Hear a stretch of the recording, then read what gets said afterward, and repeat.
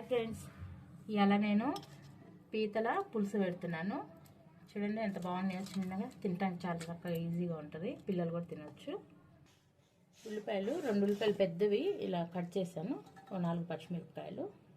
Friends చెక్క వేసుకున్నాను, లవంగాలు ఇలా చేసినాను. అంటే మీరు క్వాంటిటీని బట్టి వేసుకోండి, ఏవైనా కూడా. మెత్తగా పేస్ట్ చేసుకోకూడదు, బరకగా మిక్సీ పట్టుకుందాం. ఫ్రెండ్స్ చూడండి, ఇట్లా బరకగా పట్టుకోవాలి.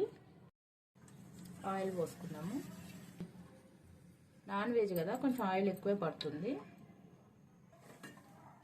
ఈ చేపలు, ఈ పీతలు వీటికి కొంచెం ఆయిల్ ఎక్కువ వేసుకోవాలి, అప్పుడు బాగుంటుంది. ఫ్రెండ్స్ కొంచెం మెంతులు వేసుకుందాం, ఒక 1/2 స్పూన్ అంత. జీలకర్ర వేసుకుందాం. చూడండి,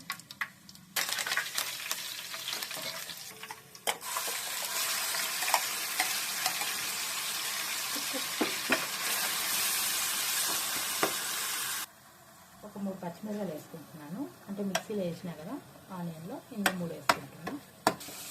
ఫ్రెండ్స్ ఆనియన్స్ ఈ కలర్ వస్తే చాలు, బాగా బ్రౌన్ కలర్ అవసరం లేదు. ఎందుకంటే పులుసు కదా, పులుసుకి ఇలాగే ఉండాలి. టమాటాస్ వేసుకుందాము.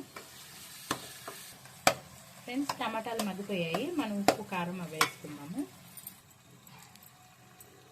ఫ్రెండ్స్ 2 స్పూన్లు వేసుకుంటున్నాను. పులుసు కదా, కారం ఉంటేనే బాగుంటుంది. సరిపడా సాల్ట్, పసుపు వేసుకుందాం. ఈ మసాలా అంతా మంచిగా బాగా వేయించుకుందాము. ఫ్రెండ్స్ అల్లం వెల్లిపాయ పేస్ట్ వేసుకుందాం. యాక్చువల్లీ నేను మర్చిపోయినాను, ఆనియన్స్ వేగినప్పుడే వేసుకోవాలి.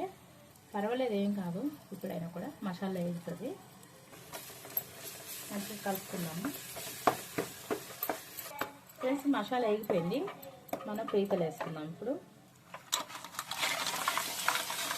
ఫ్రెండ్స్ ఇవి కిలో ఉంటాయి, మీరు మీ క్వాంటిటీని బట్టి అన్నీ వేసుకోండి. ఉప్పు కారాలు అవన్నీ, పులుపు అంతా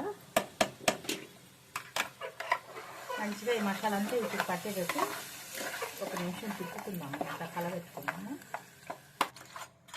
ఈ మసాలాలో ఒక 2 నిమిషాలు ఉడికించుకుందాము. బాగా మగ్గుతాయి అన్నమాట, నూనె పగిలిపోయేదాకా మగ్గించుకుందాము.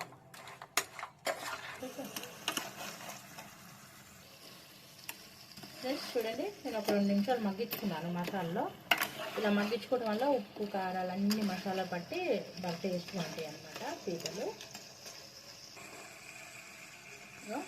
ఫ్రెండ్స్ సరిపడంత చింతపండు పులుసు పోసుకున్నాము.